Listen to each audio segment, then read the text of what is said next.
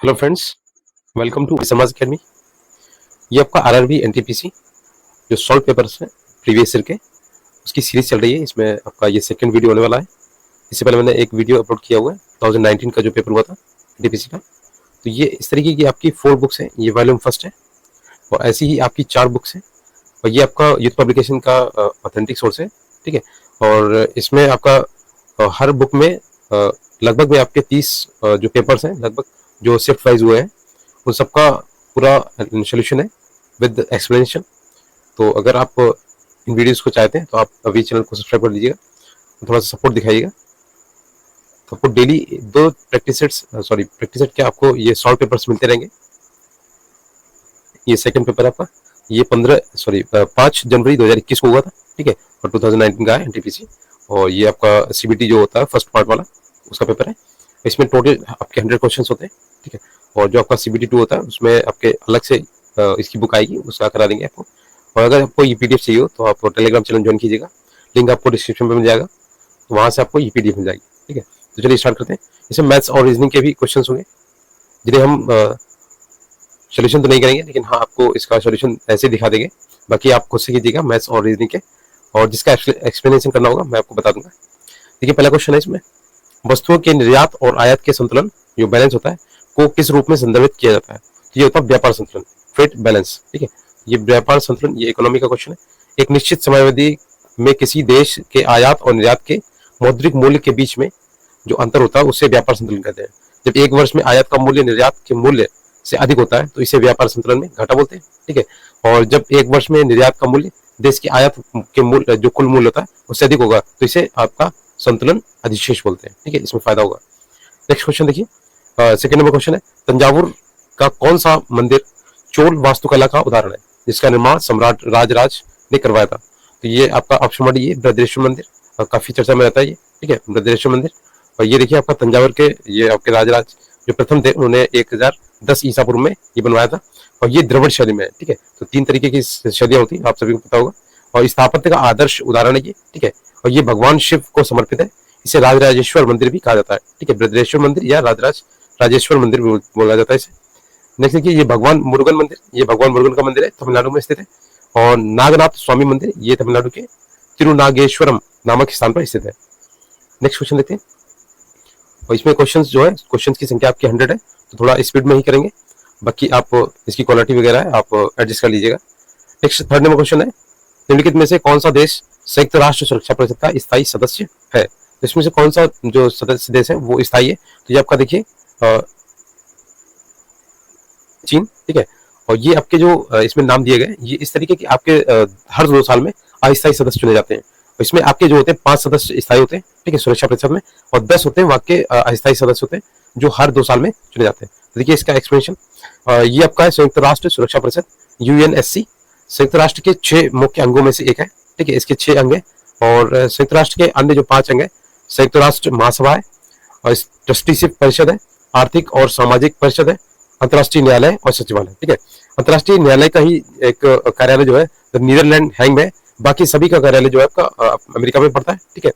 अब देखिए यूएनएससी की स्थापना जो थी 1945 को हुई थी, और इसका जो मुख्यालय है न्यूयॉर्क में है, ठीक है।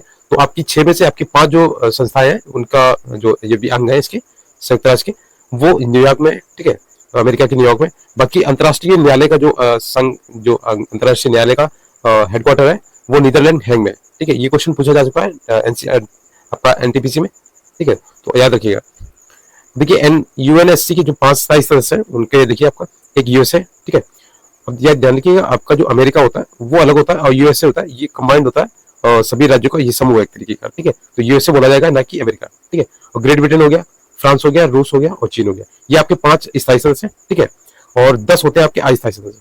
तो संयुक्त राष्ट्र महासभा द्वारा 2 वर्ष के कार्यकाल के लिए चुना जाता है।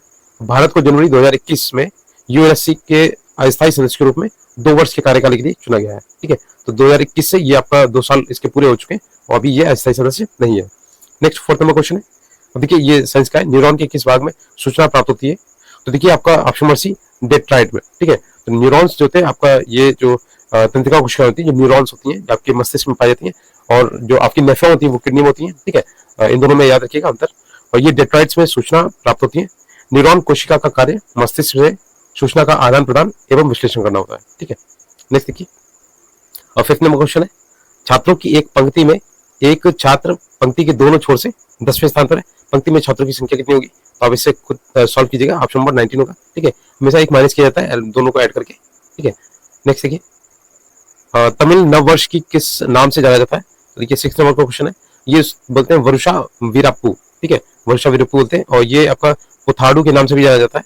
तमिल सौर कैलेंडर के अनुसार यदि संक्रांति सूर्योदय के बाद सूर्यास्त से पहले होती है तो उस दिन को नए साल के दिन मनाया जाता है। यदि संक्रांति सूर्योदय के बाद होती है तो अगले दिन को पुथाडू के रूप में मनाया जाता है। ग्रेगोरियन कैलेंडर के अनुसार 14 अप्रैल को पुथाडू के रूप में मनाया जाता है। ठीक है, और केरल में इसे विशु नाम से मनाया जाता है। और विशु वर्ष गुजरात में नव वर्ष के रूप में मनाया जाता है। ये गुजरात में भी मनाया जाता है विशु वर्ष। नेक्स्ट देखिए, ये आपका मैथ्स का है तो थोड़ा सा आप इसमें देख लीजिएगा, बाकी इसका स्क्रीनशॉट ले सकते हैं आप अलग से। यदि किसी के कमरे की बीमारी देगी तो ये आपकी कमरे की बीमारी, ये आपका क्यूबिकल शेप में होगा, यानी कि घनाभ शेप में होगा, और इसका जो आकार से कितने घनों को उस कमरे में रखा जा सकता है। जो घन होते हैं इसकी आपकी जो तीनों भुजाएं होती हैं बराबर होती हैं। ठीक है, तो इसमें आपका ये जो आपका कमरे का है उसको उसमें आपका डिवाइड करना पड़ेगा, ये घनों का आयतन। ठीक है, तो इससे पता चलेगा आपके कितने इसमें कमरे में घन रखे जा सकते हैं। ऑप्शन नंबर सी हो जाए 576। ठीक है, नेक्स्ट देखिएगा। नेक्स्ट 8 नंबर क्वेश्चन है, इनमें से कौन सा पूंजी प्राप्त का हिस्सा नहीं है? ठीक है, यहाँ पे कौन सा कैपिटल रेसिप्ट का हिस्सा नहीं है इसमें? देखिए ऑप्शन फर्स्ट, ये कर जो आपका टैक्स होता है ये नहीं है। बाकी ऋण की वसूली, उधार हो गया, विनिवेश हो गया। ठीक है, देखिए यहाँ पे पूंजीगत जो प्राप्ति होती है, उन सार्वजनिक प्राप्तियों को पूंजीगत आय कहते हैं जिसमें सरकार के उत्तरदायित्व में वृद्धि और सरकार की परिसंपत्तियों में कमी होती है। जैसे पूंजीगत प्राप्तियों के स्रोत सार्वजनिक क्षेत्र की कंपनियों की बिक्री से, जनता के उधार लेकर, आरबीआई के माध्यम से बॉन्ड जारी करके, जो भी इलेक्टोरल बॉन्ड जारी हुए थे अभी जो आपका चुनाव हुआ था उसमें, अंतर्राष्ट्रीय संगठनों जैसे विश्व बैंक से उधार लेकर, और ये सबसे बड़ी संस्था है विश्व बैंक। ठीक है, ऋणों की वसूली एवं विनिवेश से इत्यादि, तो इन तरीकों से आपके ये पूंजीगत प्राप्त होती है। नेक्स्ट क्वेश्चन देखिए, 9th नंबर क्वेश्चन है, अब कुछ जीव कार्बन डाइऑक्साइड और पानी के रूप में अकार्बनिक स्रोत से प्राप्त सरल खाद्य पदार्थ जो होता है उसका उपयोग करते हैं। इन जीवों को किस नाम से जाना जाता है? ऑप्शन फर्स्ट हो जाए, ये होते हैं सोपोसी यानी ऑटोट्रॉप्स। ठीक है, तो क्या करते हैं, कार्बन डाइऑक्साइड और पानी के रूप में अकार्बनिक स्रोत है, यानी कि जो आपके पौधे होते हैं वो कार्बन डाइऑक्साइड आपके ग्रहण करते हैं, जो मनुष्य द्वारा छोड़ी जाती है, उसी से ये क्या बनाते हैं, आपकी खाद्य सामग्री बनाते हैं, जिन्हें क्या करते हैं कि आपके जो ऑटोट्रॉप्स सोपोसी हो गए, इसे प्रथम उपभोक्ता, द्वितीय उपभोक्ता, तृतीय, इन तरीके से आपकी साइकिल बनती है। ठीक है, नेक्स्ट देखिए, इसमें कुछ ऐसा कुछ समझाने लायक नहीं। ठीक है, मैंने बता दिया आपको। नेक्स्ट 10 नंबर क्वेश्चन है, उत्पादन की प्रति यूनिट कुल लागत के नाम से जानी जाती है। तो ये आपका देखिए, औसत लागत उत्पादन की प्रति इकाई कुल उत्पादन की कुल लागत से विभाजित कर प्राप्त की जाती है। उत्पादन की प्रति इकाई लागत से हमारा तात्पर्य है कि औसत लागत की गणना के लिए सभी निश्चित और परिवर्तनीय लागतों को ध्यान में रखा जाता है। इस प्रकार इसे प्रति इकाई कुल लागत भी कहा जाता है। नेक्स्ट देखिए, 11 नंबर क्वेश्चन है इसमें, तो ये आपका जिस तरीके से इससे संबंधित है उसी तरीके से देखना। शर्ट जो होता है परिधान, और हार क्या है, एक आभूषण है। ठीक है, ज्वेलरी। नेक्स्ट क्वेश्चन, ये आपके रीजनिंग के तो क्वेश्चन छूटे नहीं चाहिए, नहीं तो आप इसके जो मेरिट है उससे बाहर हो जाएंगे अगर आपसे सिंपल क्वेश्चन भी छूट जाते हैं। नेक्स्ट 12 नंबर क्वेश्चन है, और इसमें देखिए आपको बता दें कि ये जो आरआरबी एनटीपीसी का एग्जाम्स होते हैं काफी दिनों तक चलते हैं, और इसमें क्वेश्चंस काफी रिपीट होते हैं। तो आप जितना अच्छा हो सके कि इन पेपर्स को जो प्रीवियस क्वेश्चंस हैं उन्हें जितना हो सके आप लगाइएगा। एक क्वेश्चन को याद रखिए। ठीक है, उन्हीं से पूछ जाते हैं ज्यादा घुमा फिरा के क्वेश्चन। ठीक है, निम्नलिखित में से कौन सा शहर वहां स्थित राज्य की लगभग आधी कपास मिलों के साथ सबसे महत्वपूर्ण केंद्र के रूप में उभरा है? तो ऑप्शन फर्स्ट हो जाएगा, ये कोयम्बटूर है। ठीक है, देखिए यहाँ पे तमिलनाडु के कपास मिलों की सबसे बड़ी संख्या कोयम्बटूर में पाई जाती है, और कोयम्बटूर को दक्षिण भारत का मैनचेस्टर या दक्षिण भारत की कपड़ा राजधानी। ठीक है, अभी आप उत्तर भारत की जो मैनचेस्टर वो कौन सा बताइएगा, राजधानी के रूप में जाना जाता है।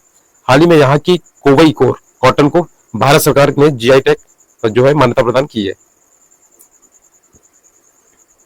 नेक्स्ट देखिए, ये आपका हो गया कोयम्बटूर हो गया। ठीक है, और इससे आपका देखिए दक्षिण भारत का मैनचेस्टर होते हैं। ठीक है, उत्तर भारत का मैनचेस्टर आपका जो आपका होता है अहमदाबाद। ठीक है, जो एक वहाँ पे अहमदाबाद मिल मजदूर जो हुई थी आपकी जो गांधी जी के समय हुई थी, उसे ही अहमदाबाद को ही आपका उत्तर भारत का मैनचेस्टर बोलते हैं, और यहाँ पे दक्षिण भारत का आपका मैनचेस्टर हो गया कोयम्बटूर। नेक्स्ट देखिए, 30 नंबर क्वेश्चन है, सत्यजीत रे की कौन सी प्रसिद्ध फिल्म अभिजात जमींदार जीवन शैली के पतन से संबंधित है? तो ऑप्शन सी हो जाएगा ये जलसाघर। ठीक है, देखिए ये आपके सत्यजीत रे ये काफी फेमस डायरेक्टर थे, ठीक है, जो कि अभिजात जमींदारी शैली के पतन से संबंधित है। इन्हें 1985 में दादा साहब फाल्के पुरस्कार से सम्मानित किया गया था। मृत्यु से कुछ समय पहले इन्हें भारत के सर्वोच्च सम्मान भारत रत्न से भी सम्मानित किया गया है। पातेर पंचाली, अपूर्व संसार, चारुलता इनकी काफी प्रसिद्ध फिल्में हैं। नेक्स्ट क्वेश्चन देखिए 14 नंबर है, किसी धनराशि पर 2 वर्ष के लिए 10% की दर से प्राप्त चक्रवृद्धि ब्याज और साधारण ब्याज के बीच का जो आपका दिया गया 50, ये आपका 50 रुपए का अंतर है। ठीक है, तो वार्षिक यहाँ पे रूप से चक्रवृद्धि कितना होगा जो धनराशि ज्ञात करनी, ऑप्शन फर्स्ट हो जाएगा ये 5000। ठीक है, तो दिया गया, आप देख लीजिएगा, ये एक फॉर्मूला होता है पी स्क्वायर अपॉन 100 स्क्वायर। ठीक है, P R square upon 100 square, ये दो के लिए होता है। ठीक है, इसमें डी जो होता है ये डिफरेंस के ये बताया जाता है। तो ये डायरेक्ट फॉर्मूला, या फिर आप पहले साधारण ब्याज निकालिए फिर चक्रवृद्धि निकालिए और उन दोनों का अंतर करके एक तरीके से लगा सकते हैं। नेक्स्ट 15 नंबर, यदि एक परिमेय संख्या दिया गया उसका हर जो है 2 की पावर n और m की पावर 2 की पावर m के रूप में, जहां n और m एक गैर ऋणात्मक पूर्णांक है, तो संख्या का दशमलव विस्तार क्या होगा? तो देखिए ऑप्शन नंबर हो जाएगा सी का, ये होगा टर्मिनेटिंग यानी शांत। ठीक है, 2 की पावर m और 2 की पावर n ये दिए होंगे ना, तो ये आपका शांत दशमलव होगा। ठीक है, कि 5 की पावर m भी देखी जाती है, 2 की पावर n और 5 की पावर m देखी जाती है। ठीक है, तो यहाँ पे 2 की पावर दोनों दी गई और इन्हें ऐड करेंगे तो 2 की पावर एक ही बनेगी, और बाकी जो 5 की पावर m है यहाँ पे आपका 2 या 5 का ही मल्टीपल होना चाहिए डिवाइड में, तभी आपका दशमलव शांत होगा। ठीक है, इसके अलावा जो भी होंगे आपके अशांत होंगे दशमलव। ठीक है, नेक्स्ट देखिए 16 नंबर क्वेश्चन है, निम्नलिखित में से कौन सी इनपुट डिवाइस नहीं है? ठीक है, तो इसमें देखिए ऑप्शन नंबर ये हो जाएगा आपका प्लॉटर, ये आपका इनपुट डिवाइस नहीं है। बाकी देखिए टच स्क्रीन हो गया, लाइट पेन हो गया, ट्रैक बॉल हो गया, ये सभी आपके इनपुट डिवाइस है। तो थोड़ा सा कंप्यूटर की नॉलेज भी रखिएगा। इनपुट डिवाइस वो होता है जो उपकरण हार्डवेयर का रूप यूज करके उपयोगकर्ता द्वारा कंप्यूटर को डाटा या सूचना निर्देश प्रदान करने के लिए उपयोग किया जाता है। की हो गया, माउस हो गया, लाइट पेन हो गया, ट्रैक बॉल हो गया, टच स्क्रीन हो गया, स्कैनर हो गया। ठीक है, और ग्राफिक कार्ड्स हो गए, ये आपके बोर्ड हो गया, mouse, light pen, track ball, ये मैंने अभी बता दिया, टैबलेट, जॉयस्टिक इत्यादि, ये सभी आपका इनपुट डिवाइस है। और प्लॉटर एक क्या होता है? स्टोरेज डिवाइस होता है, जैसे आपका जो हार्ड डिस्क होता है इस तरीके से। नेक्स्ट 70 नंबर, देखिए ये आपका ट्रिग्नोमेट्रिक है, ABCD दिया गया 55 डिग्री और ACD आपका दिया जाएगा 30 डिग्री। यदि BAC y डिग्री है और गैर प्रतिवर्त जो आपका है BDC ये आपका x डिग्री है, तो x माइनस वाई का यहाँ पे वैल्यू पूछा गया, यहाँ पे डायग्राम बना होगा, तो अगर आप डायग्राम बना लेंगे ना तो उससे जल्दी लग जाएगा आपका। ऑप्शन सी आपका आएगा 85 हो जाएगा। ठीक है, माइनस करेंगे जब निकालेंगे x और y की वैल्यू, ये आपका x है ये y है। ठीक है, इस तरीके से आप निकालेंगे तो 85 आ जाएगा। ठीक है, नेक्स्ट देखिए 18 नंबर क्वेश्चन है, निम्नलिखित में से कौन सा कथन सत्य है इसमें? देखिएगा ये हो जाएगा ऑप्शन नंबर बी, प्रत्येक वास्तविक संख्या को सम्मिश्र संख्या रूप में लिखा जा सकता है, ऑप्शन नंबर बी। ठीक है, प्रत्येक पूर्णांक प्राकृत संख्या ऐसा जरूरी नहीं है। ठीक है, हर वास्तविक संख्या एक पूर्णांक हो ये भी जरूरी नहीं है। ठीक है, ऑप्शन नंबर बी हो जाएगा, ये पूर्णांक धनात्मक ऋणात्मक दोनों होता है, जबकि प्राकृत संख्या केवल गिनती की संख्या को प्रदर्शित करती है, और प्रत्येक वास्तविक संख्या को सम्मिश्र संख्या के रूप में लिखा जा सकता है। और यहाँ पे देखिए सी वाला पार्ट, प्रत्येक सम्मिश्र संख्या को वास्तविक संख्या के रूप में व्यक्त नहीं किया जा सकता है, हर वास्तविक संख्या एक पूर्णांक हो सकती है, ये जरूरी नहीं है। ठीक है, नेक्स्ट देखिए, और यहाँ पे 19 क्वेश्चन नंबर 19 है, यहाँ साइन 15 का वैल्यू निकालना है। तो ये अपने हाई स्कूल में काफी पढ़े होंगे, साइन 15, साइन 18, साइन 36, साइन 54, तो ये क्वेश्चंस काफी आते हैं। और ये 15 जो होगा आपका 30 का आधा होगा, तो इसमें θ/2 का फॉर्मूला लगा के आप इसका आंसर निकाल सकते हैं, या फिर आप इसकी वैल्यू को याद रखें तो अच्छा होगा, टाइम की बचत होगी आपकी। ऑप्शन नंबर डी हो जाएगा ये √3 - 1/2√2। नेक्स्ट देखिए क्वेश्चन है, पूरी तट का सबसे पुराना कृत्रिम बंदरगाह कौन सा है? मोस्ट इंपॉर्टेंट है, ये कई बार पूछा जाता है आपका क्वेश्चन। ठीक है, ये आपका चेन्नई बंदरगाह है, ये आपका कृत्रिम है, मानव निर्मित है। ठीक है, ये आपका 13 आपके देखिए चेन्नई बंदरगाह भारत के 13 प्रमुख बंदरगाहों में से एक दूसरा सबसे बड़ा बंदरगाह है, तथा पूर्वी तट का सबसे पुराना कृत्रिम बंदरगाह है।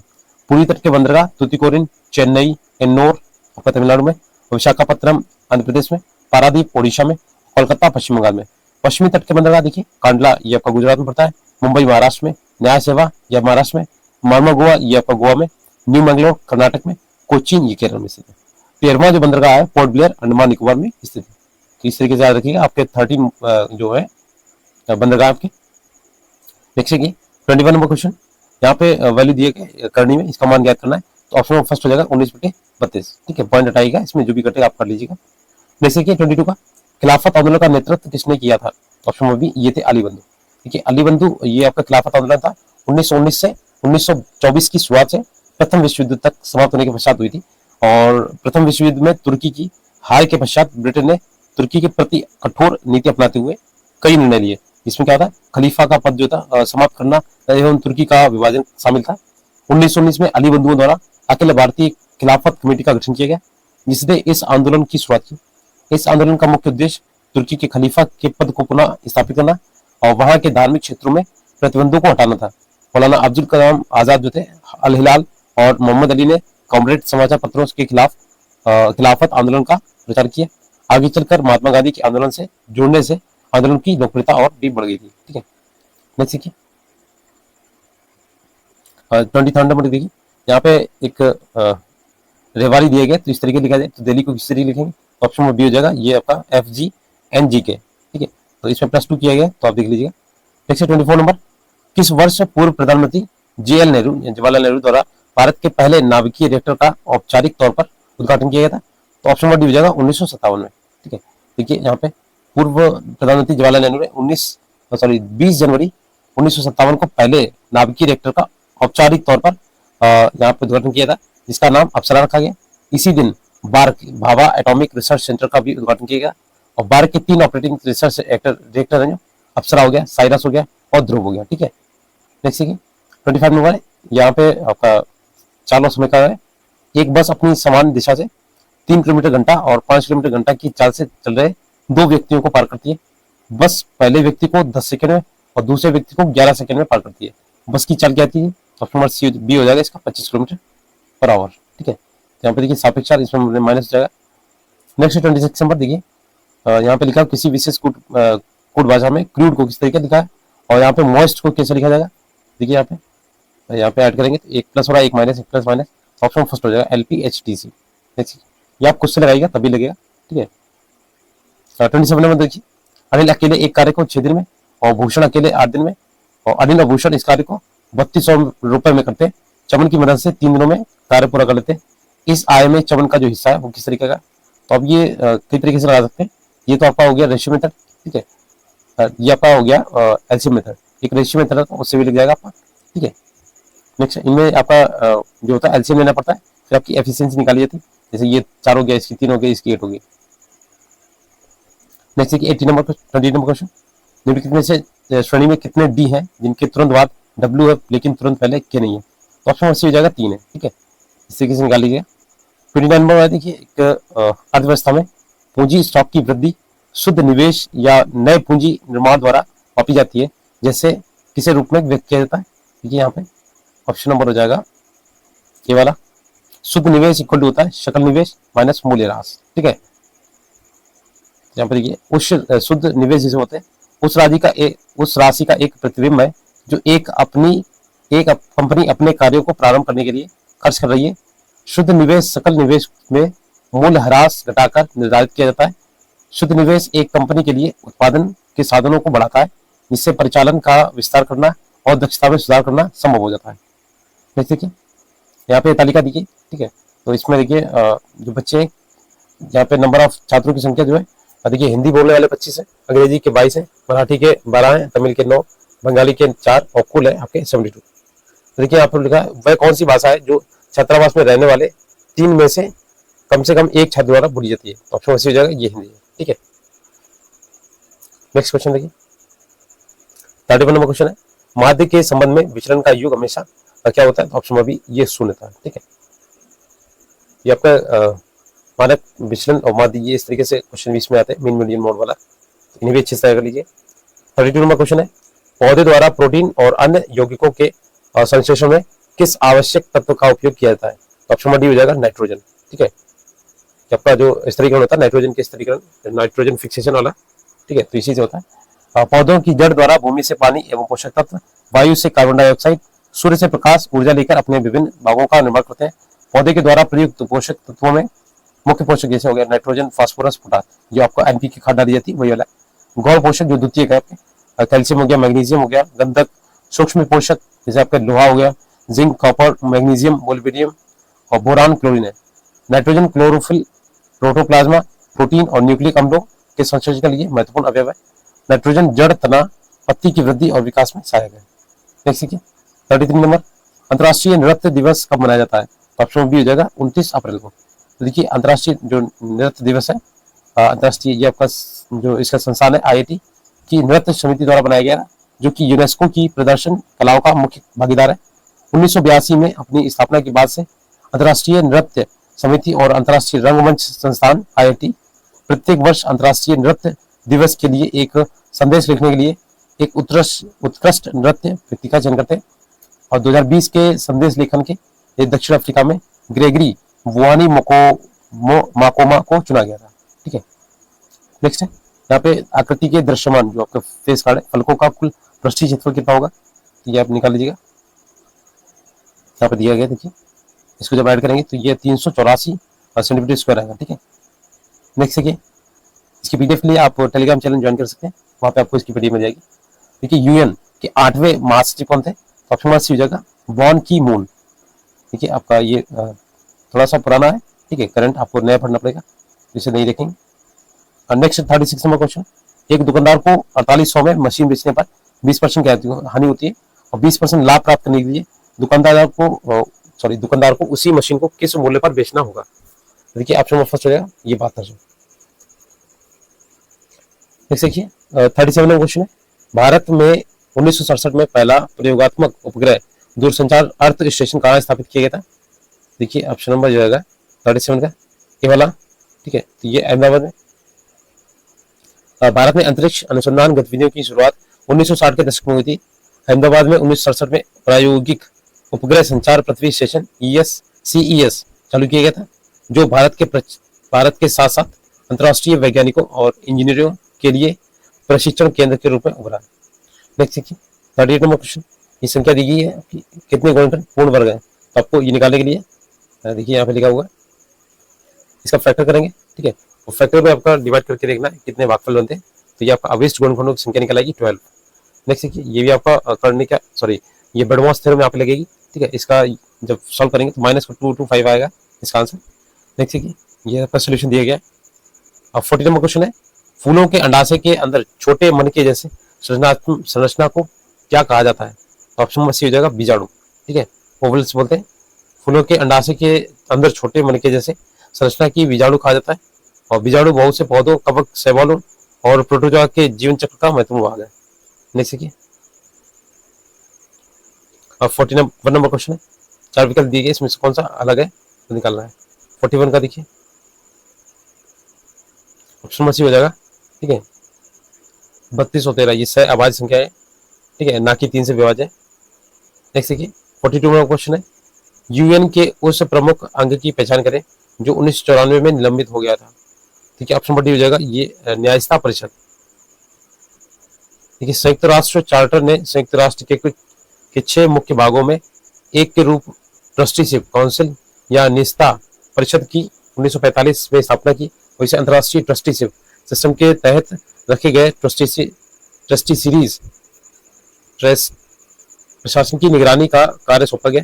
न्यायिकता परिषद ने 1 नवंबर 1994 को पलाऊ की स्वतंत्रता एवं 1 महीने बाद संयुक्त राष्ट्र के अंतिम शेष ट्रस्ट क्षेत्र में अपने कार्यों को निलंबित कर दिया है। देख सकते 43 नंबर यहाँ पे दिए गए श्रेणी में आगे वाले विकल्प का चयन करना है। इसमें ऑप्शन डी हो जाएगा डी, ये आपका राइट साइड में। नेक्स्ट 44 नंबर, भारतीय राष्ट्रीय आंदोलन के दौरान निम्न में से किसे मशीनों और प्रौद्योगिकी का महिमा मंडन नहीं करने के कारण मानव समाज का प्रतीक माना गया है? ऑप्शन नंबर बी हो जाएगा चरखा। देखिए भारतीय राष्ट्रीय आंदोलन के दौरान चरखे को मशीन और प्रौद्योगिकी का महिमा मंडन करने के लिए कारण मानव समाज का प्रतीक माना गया है। गांधी जी ने चरखे की आजादी की लड़ाई एवं आर्थिक स्वावलंबन का प्रतीक बताया था।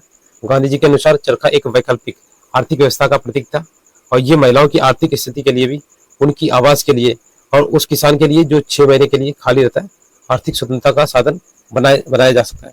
देख सकिए यहाँ पर देखिए थोड़ा सा बर्डमॉस थ्योरम है, इसका यूज करेंगे तो ऑप्शन डी आएगा 215। ठीक है, इसे आपका 30% है, इसे 30/100 करेंगे और डिवाइड करेंगे। 46 नंबर क्वेश्चन देखिए, 500 यात्रियों को ले जाने जा रहा था। ठीक है, जिसमें 45 पुरुष 20 बच्चे, पुरुषों, महिलाओं और बच्चों की संख्या का अनुपात न्यूनतम संख्या में ज्ञात करना है। ऑप्शन फर्स्ट हो जाएगा 974, ये रेशियो में है। जैसे कि 1913 में साहित्य के लिए नोबेल पुरस्कार प्राप्त करने वाले पहले भारतीय का नाम क्या था? ऑप्शन डी हो जाएगा रविन्द्रनाथ टैगोर। गीतांजलि के लिए मिला था, ठीक है, और अब ये आपके लंदन में प्रकाशित हुई थी। और इसमें देखिए आपका पहली बार किसी भारतीय को दिए जाने वाले इस पुरस्कार को अधिक महत्व मिला था। इस सम्मान ने दुनिया भर में टैगोर की साहित्यिक प्रतिष्ठा स्थापित हुई।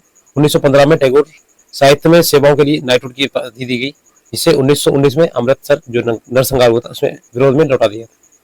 नेक्स्ट देखिए 48 नंबर क्वेश्चन, 4 अच्छे इसमें दिए गए, आपके एक अलग इसमें असंगत है, देखना है। 48 नंबर क्वेश्चन का आंसर डी वाला इसमें असंगत है, ठीक है। इसमें प्लस का 3 हुआ, माइनस का 1, माइनस का 1 दो बार। देखिए हाल ही में देना बैंक और विजया बैंक का इनमें से किस बैंक में विलय हुआ है? तो ऑप्शन नंबर डी हो जाएगा, ये बैंक ऑफ बड़ौदा, ठीक है। ये थोड़ा सा ओल्ड करंट अफेयर है, तो नया पढ़ना है। देखिए विजया बैंक और देना बैंक को सार्वजनिक क्षेत्र 1 अप्रैल 2019 को विलय कर दिया गया था, ठीक है। और बैंक ऑफ बड़ौदा ने दिसंबर 2020 तथा देना बैंक ने 1770 शाखाओं का एकीकरण पूर्ण कर लिया। और उससे पूर्व सितंबर 2020 में 2028 विजया बैंक की शाखाओं का एकीकरण पूरा कर लिया है। तो देखिए 50वां क्वेश्चन है, भारत में राज्य पुनर्गठन आयोग की स्थापना कब हुई थी? तो ऑप्शन फर्स्ट हो जाएगा 1953 में। 22 दिसंबर 1953 को न्यायमूर्ति फजल अली की अध्यक्षता में किया गया था। और इस आयोग की 3 सदस्यीय न्यायमूर्ति फजल अली, हृदयनाथ कुंजर और एम के पर्रिकर ने इस आयोग ने 1955 में अपनी रिपोर्ट सौंपी, जिसके 1956 में राज्य पुनर्गठन अधिनियम संसद में पारित हुआ। इस अधिनियम के तहत 14 राज्य और 8 केंद्र शासित प्रदेश बनाए गए। देखिए 51 नंबर है, किसी भी भुजा के बाह्य कोणों का योग कितना होता है? देखिए बाह्य कोण का योग होता है 360, ठीक है, किसी का भी योग। नेक्स्ट है 52 नंबर क्वेश्चन है, वह छोटी छोटी संख्या कौन सी है जिसे 12, 21 और 35 से विभाजित करने पर प्रत्येक स्थिति में शेषफल 6 बचता है? इसका देखिए सॉल्यूशन है, ऑप्शन डी हो जाएगा इसका आंसर, और 426, ठीक है। इसका पहले एलसीएम लेंगे, ठीक है, और 6 बचाना है तो इसमें से ऐड कर देंगे। नेक्स्ट है 53 नंबर क्वेश्चन, सामान्य परिस्थितियों में अम्ल की अभिक्रिया से पेट की अंदरूनी परत को बचाने का कार्य कौन करता है? ऑप्शन फर्स्ट हो जाएगा एंजाइम, बलगम। पेट की दीवारों के रूप में गैस्ट्रिक ग्रंथियां होती हैं, जो एक एंजाइम पेप्सिन, बलगम और हाइड्रोक्लोरिक एसिड का स्रावित करती हैं, ठीक है। भोजन पेट के अंदर प्रवेश करता है, और तो HCl भोजन के अंदर मौजूद रोगाणुओं को मारने में मदद करता है। ये एसिड की क्रिया का कारण बनता है और पेट की भीतरी परत को जला देता है। इसे अंत में जलन और दर्द पैदा होता है। पेट की दीवारों को एसिड से बचाने के लिए बलगम स्रावित होता है। जैसे कि यहाँ पे ट्रिग्नोमेट्री है, ठीक है, इसकी वैल्यू निकालनी, ऑप्शन सी हो जाएगा 0, ठीक है। 90 माइनस करेंगे इसमें तो ये हो जाएगा, कट जाएगा। नेक्स्ट है 55 नंबर, ये देखिए आपका फ्रैक्शन दिया गया और इसे संख्या रेखा पर दर्शाना है, तो ऑप्शन डी हो जाएगा आर पे, ठीक है, यहाँ पे आएगा। नेक्स्ट देखिए 56 नंबर है, यहाँ पे देखिए आपका 5xy माइनस वाई स्क्वायर का मान निकालना है, ऑप्शन डी हो जाएगा 25। नेक्स्ट देखिए कंप्यूटर के क्षेत्र में LIFO का पूर्ण रूप क्या है? देखिए ऑप्शन सी हो जाएगा लास्ट इन फर्स्ट आउट। ये डेटा संरचनाओं को संभालने की एक विधि है जिससे पहले तत्व को अंतिम रूप से अंतिम तत्व को पहले संशोधित किया जाता है। देखिए यहाँ पे LIFO का उपयोग होता है डाटा संरचनाएं और ये देखिए नवीन जानकारी निकालना जो भी है। नेक्स्ट देखिए 58 नंबर क्वेश्चन है, देखिए भारत में तत्कालीन राष्ट्रपति द्वारा पहली वात्या भट्टी का उद्घाटन राउरकेला स्टील प्लांट का शुभारंभ किया गया था, ऑप्शन में हो जाएगा 1959 में किया गया था, ठीक है। और राउरकेला ये आपका उड़ीसा पड़ता है, उत्तर पश्चिम छोर में समृद्ध खनिज क्षेत्र स्थित है। ये भारत में सार्वजनिक क्षेत्र का पहला एकीकृत इस्पात कारखाना है जो कि जर्मनी के सहयोग से स्थापित किया गया था। 3 फरवरी 1959 को तत्कालीन राष्ट्रपति डॉक्टर राजेंद्र प्रसाद ने राउरकेला इस्पात संयंत्र की पहली वात्या भट्टी पार्वती का उद्घाटन किया। देखिए रीजनिंग का इन्हें अंतर करने और जोड़ने पर प्राप्त होने वाली संख्या क्या है? ये मैथ्स का ऑप्शन सी 6.06। क्वेश्चन 60 एक बारंबारता बंटन में एक कक्षा का मध्यमान 12 है और इसका विस्तार 6 है, तो कक्षा की निम्नतम सीमा जो होगी वो क्या याद कीजिए। तो इस तरह के क्वेश्चन भी आते हैं आपके, और इसमें आप निकालेंगे m+l = 2, ठीक है, इसमें निकालेंगे तो आपकी वैल्यू आएगी 9, ठीक है, यहाँ सॉल्व कर लीजिएगा। नेक्स्ट देखिए ये आपका क्वाड्रेटिक क्वेश्चन दिया गया 61 नंबर, ये आपका दिया गया, इसमें x² + 1/x² का मान निकालना है। तो पहले आप इसके मूल निकाल लीजिएगा दोनों, ठीक है, उस हिसाब से आप यहाँ पे रखेंगे या फिर आप ये पक्षांतर करके डिवाइड भी कर सकते हैं, आंसर आ जाएगा। ऑप्शन फर्स्ट ये आएगा 14। देख देखिए 62 नंबर क्वेश्चन है। अनिल और बलबीर एक कार्य को 3 दिन में पूरा करते हैं और उन्होंने एक साथ कार्य करना शुरू कर दिया, लेकिन 2 दिन बाद अनिल घायल हो गया। बलबीर को कार्य को समाप्त करने में 2 दिन अधिक लगे। बलबीर अकेले उसी कार्य को कितने दिनों में पूरा कर सकता है? ऑप्शन डी हो जाएगा ये 6 दिनों में। इस तरह क्वेश्चन आपको एसएससी में काफी मिलेंगे देखना। तो यहाँ पे देखिए आप इसे जो रेशियो मेथड उससे भी लगा सकते हैं, बाकी एलसीएम मेथड से भी लगा सकते हैं। नेक्स्ट देखिए 63 नंबर क्वेश्चन है। स्टेट्स ऑफ सेफ्रॉन पुस्तक के लेखक कौन है? तो ये आपका करंट का क्वेश्चन है, ठीक है। तो ये सेट्स ऑफ ये सैफ्रॉन फ्रॉम बायोपी टू मोदी, केसर के रंग वाजपेयी, वाजपेयी से मोदी तक, ठीक है, वाजपेयी टू मोदी। ये लेखक शबान नकवी, ठीक है। कमला बशीन की पुस्तक बॉर्डर्स एंड बाउंड्रीज है। Women in India's partition. Chintanand Rajghat की पुस्तक है हार्स दैट फ्लेव। और अरुंधति राय की तो काफी फेमस है, ये बहुत पूछी थी, the God of small things, Arundhati Roy की, ठीक है। तो अभी करंट में जो भी डाटा आपका मिलेगा वो उसमें जो बुक्स वगैरह होंगे ऑथर्स की, ये अच्छे से पढ़ लीजिएगा, ठीक है। जो भी आपके नोबेल प्राइज वगैरह मिले हुए वो काफी पूछे जाते हैं। नेक्स्ट देखिए 64 नंबर क्वेश्चन। भारत का 100वां अंतरिक्ष अभियान कब शुरू किया गया था? तो ऑप्शन फर्स्ट हो जाएगा ये सितंबर 2012 में। देखिए भारत का 100वां था, ये 2012 में श्री हरिकोटा PSLV C-21 के साथ सफलतापूर्वक लॉन्च किया गया था। और वर्तमान में PSLV की 53वीं उड़ान में श्री हरिकोटा से PSLV CS-1 रॉकेट से 28 फरवरी 2021 को ब्राजील के उपग्रह अमेजोनिया फर्स्ट के साथ 18 उपग्रह प्रक्षेपित किए गए थे। नेक्स्ट देखिए 65 नंबर क्वेश्चन है। लंदन में संपन्न हुए दूसरे गोलमेज सम्मेलन में कांग्रेस का प्रतिनिधित्व किसने किया था? तो ऑप्शन डी हो जाएगा ये महात्मा गांधी ने, ठीक है। ये दूसरा जो सम्मेलन हुआ था उसमें आ गए थे, ठीक है। और प्रथम में नहीं थे, और तीनों सम्मेलनों में जो भाग लिया था वो भीमराव अम्बेडकर जी ने लिया था, ठीक है, ध्यान रखिएगा।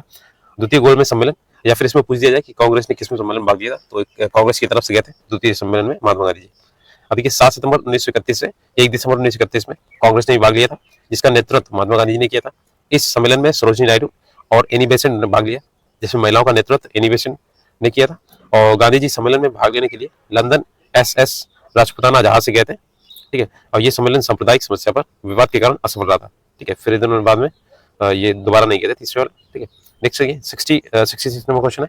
निम्नलिखित में से कौन सी भारतीय खदान दुनिया की सबसे बड़ी यूरेनियम खदानों में से एक है? ऑप्शन में फर्स्ट हो जाएगा ये तुम्बालापल्ली खदान, ठीक है। तुम्बालापल्ली खदान ये आपकी आंध्र प्रदेश में, ठीक है। आंध्र प्रदेश के कडप्पा जिले में। भारत के परमाणु ऊर्जा आयोग द्वारा किए गए शोध के अनुसार परिणामों के विश्लेषणों से ये निष्कर्ष निकला है कि ये खदान दुनिया में यूरेनियम के सबसे बड़े भंडार में से एक हो सकती है।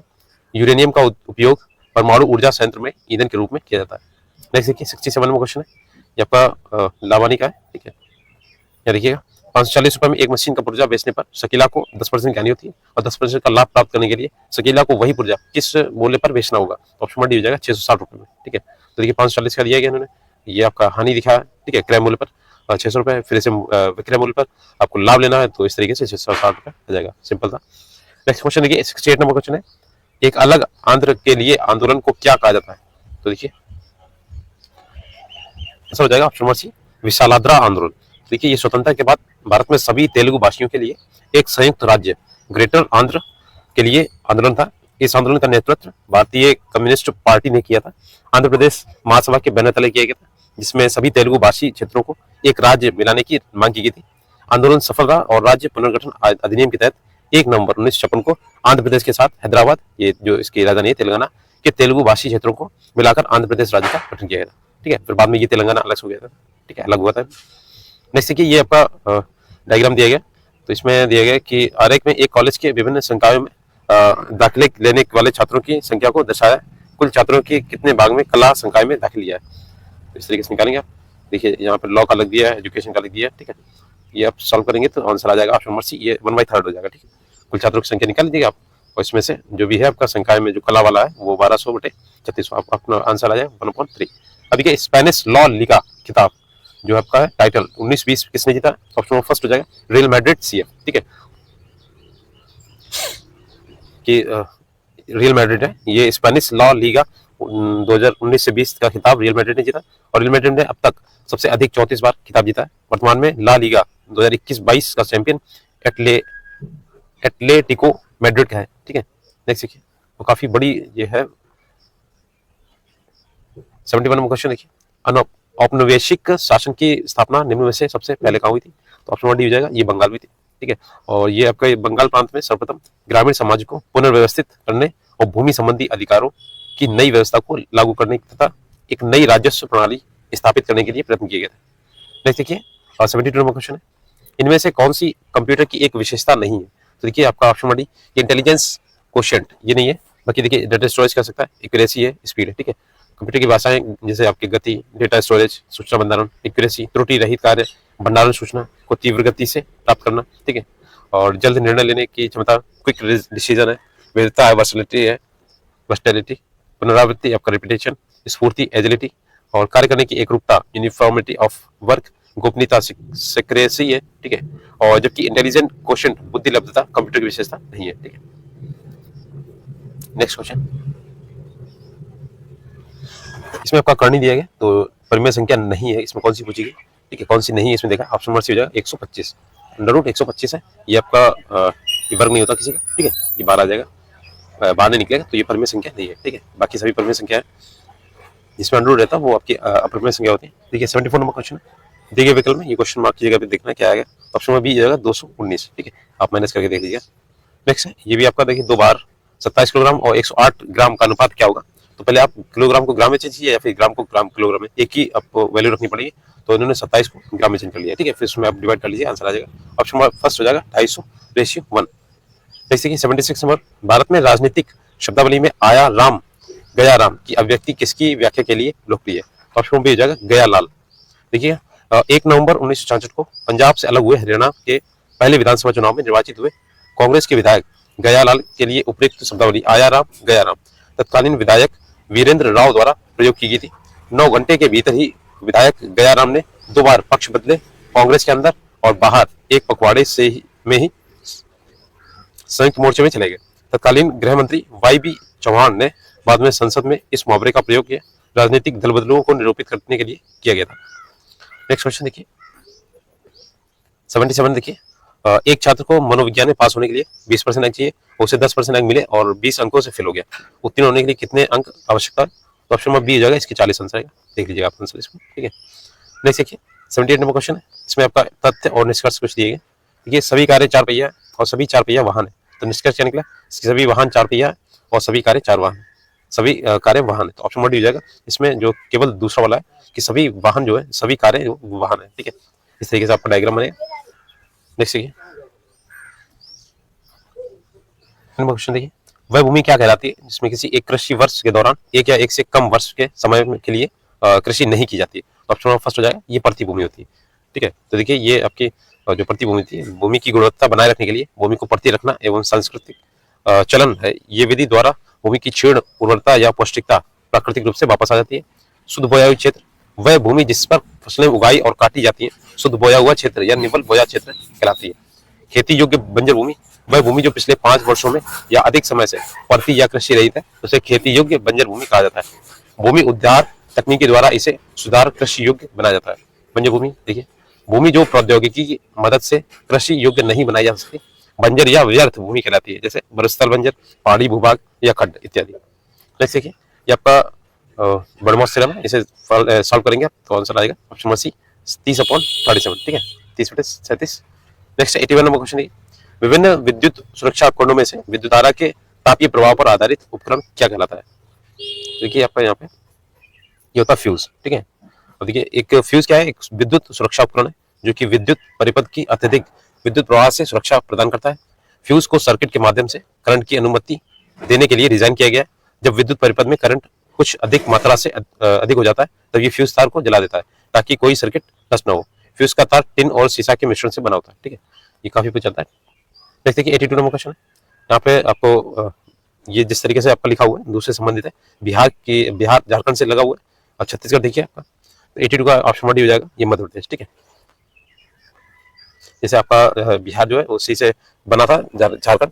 ठीक है, तो ये आपका मध्य प्रदेश हो गया, मध्य प्रदेश बन गया है आपका छत्तीसगढ़। देखिए 83 नंबर क्वेश्चन है, स्थायी बंदोबस्त लागू होने के समय वर्धमान का राजा कौन था?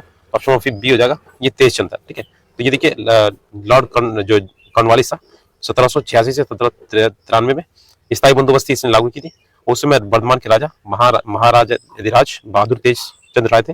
और 1770 में पिता बहादुर तिलक चंद राय की मृत्यु के समय तेज चंद राय सिर्फ 6 वर्ष के थे, इसलिए उनकी माता महारानी विष्णु कुमारी ने दीवान रूप नारायण चौधरी की मदद से राज्य को संभाला। और 1779 में तेज चंद राय से स्वयं ही राज्य को संभाल लिया। और 1786 में लॉर्ड कॉर्नवालिस ने गवर्नर जनरल बनकर भारत आया। उस समय कंपनी की राजस्व व्यवस्था अस्त व्यस्त थी।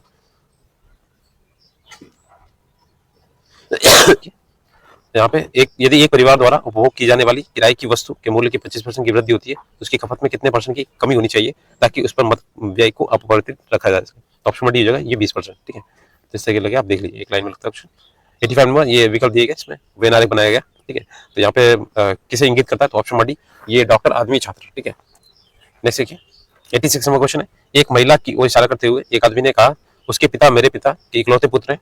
उस आदमी का उस महिला से क्या संबंध है?